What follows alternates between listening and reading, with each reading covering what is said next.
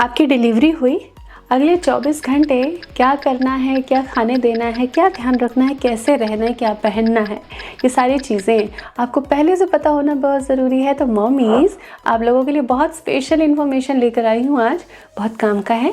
तो आप इसे पूरा देखें, समझें और उस वक्त घर के सब लोगों को बता भी सकते हैं आप कि उस वक्त क्या करना ज़रूरी होता है।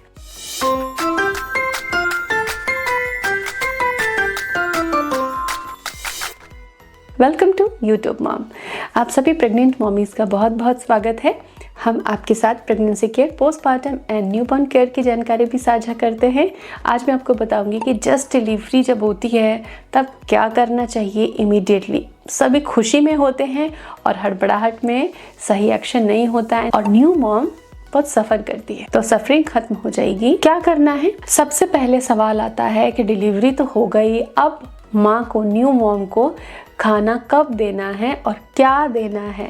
तो number 1 question and very very important question, क्योंकि माँ जब तक खाएगी ही नहीं उसको मिल्क प्रोडक्शन कैसे आएगा। क्योंकि डिलीवरी से पहले अगर सी सेक्शन है तो आपकी इंटेस्टाइन क्लीन करा दी जाती है, पेट में कुछ नहीं होता, 12 घंटे से फास्टिंग पे रहते हो। नॉर्मल डिलीवरी के केसेस में चीज़ें थोड़ी सिंपलर रहती हैं, तो हम दोनों की ही बात करते हैं। नॉर्मल डिलीवरी अगर आपकी हुई है तो जैसे ही आप नॉर्मल हो जाते हो आप फ्लूइड से शुरू कर सकते हो, सेम डे फ्लूइड से भी शुरू कर सकते हो। जैसे ही आपको डॉक्टर कहते हैं कि यस अब आप कुछ ले सकते हैं। लेकिन सी सेक्शन हुआ है तो 24 घंटे तक आपको मेडिकेशन पर रखा जाता है। नेक्स्ट डे 24 घंटे के बाद आपको फ्लूइड दिया जा सकता है। तो चाय, बिस्किट, इन चीज़ों का सेवन ना करें। दूध भी आप उस समय नहीं ले सकते क्योंकि वो भी ब्लोट कर सकता है आपको। तो आपको क्या लेना है? टोमेटो सूप, वेजिटेबल सूप, पतला दाल का सूप जिसमें मूंग की दाल इस्तेमाल की गई हो, या स्प्राउट का सूप आप ले सकती हैं। तो तरल से आपको चालू करना है, कोई भी कच्ची चीज़ नहीं लेनी क्योंकि वो ब्लोट कर सकती है। फाइबर वाली चीज़ अभी नहीं लेनी है। आप तरल लेने के बाद में जैसे इंटेस्टाइन सेट होती है उसके बाद आप पपीता, पका पपीता लेना शुरू कर सकती हैं, जिससे कि स्टूल की प्रॉब्लम जो है वो दूर हो जाए। क्योंकि कब्ज होगी तो फिर आपके टाँके दुख सकते हैं या आपको पेट में दर्द हो सकता है। तो आपको सेकेंड डे से पपाया खाना है पका हुआ, फर्स्ट डे फ्लूइड लेना है, सूप वगैरह लेना है। साबूदाने की खिचड़ी आप ले सकती हैं और जो भी सूप बन पा रहा है घर पे उसको आप यूज़ कर सकती हैं। दूसरी चीज़ है रेस्ट। लोग आएंगे, मिलेंगे, बधाइयाँ देंगे, खुश होंगे, लेकिन इसमें आपको अपनी रेस्ट नहीं बोलनी, आपको नींद लेनी है। जब आप रेस्ट करती हैं तो टिश्यू रीजेनरेशन अच्छा होता है, आप जल्दी रिकवर होती है। तो रेस्ट बहुत इंपॉर्टेंट है।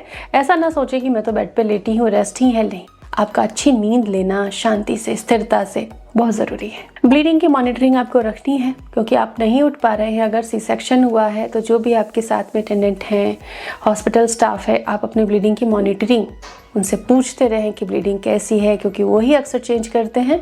तो आप ब्लीडिंग की मॉनिटरिंग के लिए अपने घर वालों को ज़रूर बताएं। नॉर्मल डिलीवरी के केस में 4 घंटे बाद जैसे ही डिलीवरी हो जाती है, बच्चा भी आपके पास आ गया है, तो आप फीड शुरू कराएं। पहला माँ का दूध जो होता है बच्चे को ज़रूर मिलना चाहिए, जितना जल्दी मिल जाता है उतनी अच्छी बात होती है। तो थोड़ा ब्रेस्ट पंप का यूज़ कर सकते हैं एक बार सक्शन के लिए। दूध आने लग जाएगा तब बच्चा खुद ब खुद पी लेगा। और पहला गाढ़ा दूध फेंके नहीं, वो बच्चे को ज़रूर पिलाए। वो बच्चे की इम्यूनिटी के लिए वरदान है, वो बच्चे के मुंह में तुरंत जाना ही चाहिए। बेबी फीड कराना शुरू करने से आपका ब्लीडिंग भी कंट्रोल होता है। अगर ज़्यादा ब्लीडिंग हो रही है तो आप बच्चे को फीड कराना चालू कीजिए। जैसे ही सक्शन चालू होगा, बच्चा सक करेगा, हार्मोन्स रिलीज होंगे और यूट्रस को टाइट करेंगे और ब्लीडिंग रुकने लगेगी, ब्लीडिंग धीरे धीरे कम होने लगेगी। ये नेचुरल मैकेनिज्म है। ओवर ब्लीडिंग के केस में फीडिंग कराना बहुत ज़रूरी है। बहुत सारे लोगों को मिथ है कि डिलीवरी के बाद हमें फीमेल्स को अंडरगारमेंट नहीं पहनना चाहिए। आप परफेक्ट साइज़ का ब्रा पहन सकती हैं, जिससे कि आप चलने फिरने, उठने बैठने में कंफर्टेबल होंगी। बेबी फीडिंग के लिए भी बहुत कंफर्टेबल क्लॉथिंग आती है, आप उसका यूज़ कर सकती हैं। किसी भी कंडीशन में जस्ट डिलीवरी के बाद बहुत सारी चीज़ें नहीं होंगी क्योंकि आप कुछ नहीं कर सकते। तो घबराहट से, अनईजीनेस से, टेंशन से बचना है। अपनी दवाओं का ट्रैक रखें, कब कौन सी दवा खानी है। और हाँ, सब्सक्राइब ज़रूर करें। अगर अभी कोई सवाल है तो कमेंट करके हमें बताएं। Thank you.